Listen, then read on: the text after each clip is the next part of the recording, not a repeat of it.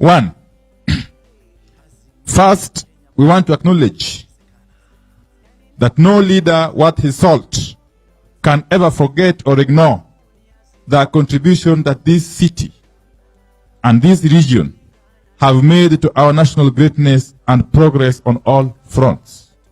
Two, we also want to acknowledge that in this region, we do not imitate. We strive to be a model to others. Three, here, we don't shy away from wars that matter.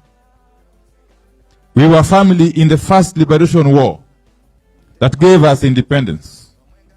We were family in the second liberation war that gave us multi-party democracy and restored our rights and freedoms and gave us a new constitution. Four, but we have fears now. And that is the reason we are gathering here today. Five, we fear that the window is closing on these rights and freedoms we fought for. Kenya Kwanza is clamping down on our gains. Six, elections are beginning to count for nothing. The suffering of the people now count for nothing. Parties other than the one in power are being made to count for nothing. Kenya Kwanza is taking us back to single party era of Mtukufu Rais. 7. We are here to stop Kenya from being a laboratory for bad election practices that other Africans borrow. We are here to free this country from electoral theft and the chaos of elections whose results are predetermined. 8. We are here to ring-fence multi-party democracy and ensure it is reversible. We are here to end fear of illegitimate authority. 9. We are here to ensure Kenya is governed by men and women who understand and subscribe to the ideals of integrity and who are aware of the great trust and the great responsibilities required to run a nation. We are here to ensure Kenya is not governed by criminals and suspected criminals. 10. We are here to ensure government works and cares for the people. We are here to ensure that when people say the cost of unga, electricity, and school fees is too high, the government will listen. 11. And we are doing this for posterity. 12. We must free this country from electoral theft and the chaos of elections, of course, whose results are predetermined.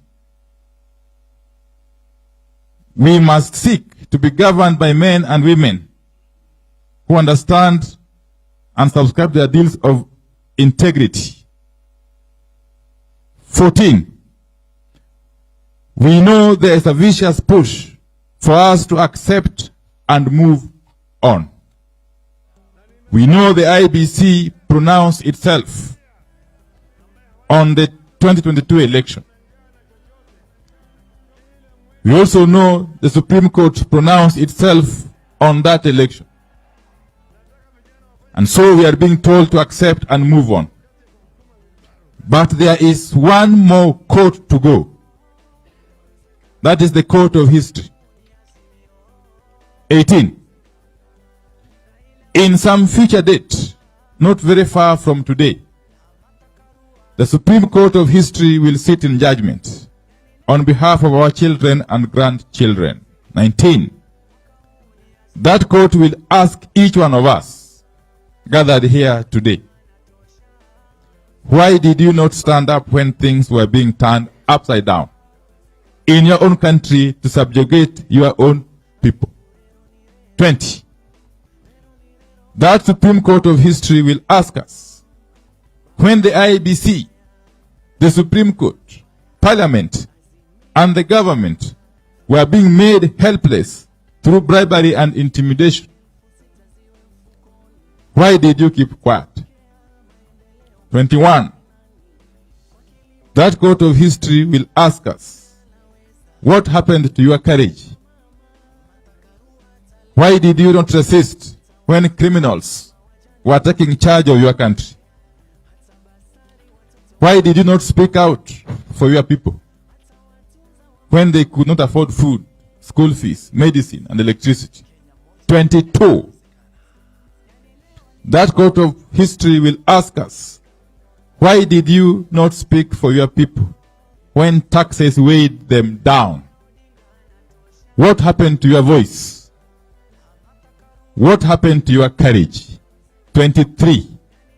The court of history will ask us again, why did you not learn from the past and use it to inform the future of your nation?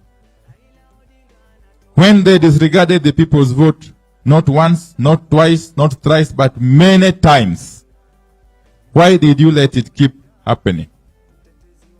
Why did you move on, knowing well that you did not accept or agree with what they were doing? 24. That court of history will ask us, I put it at your disposal, the men, women, and youth of integrity, willing to stand with you and who looked up to you, people of principle who looked for no personal or financial gain. Why did you not guide them to right the wrongs of the only country that God gave them?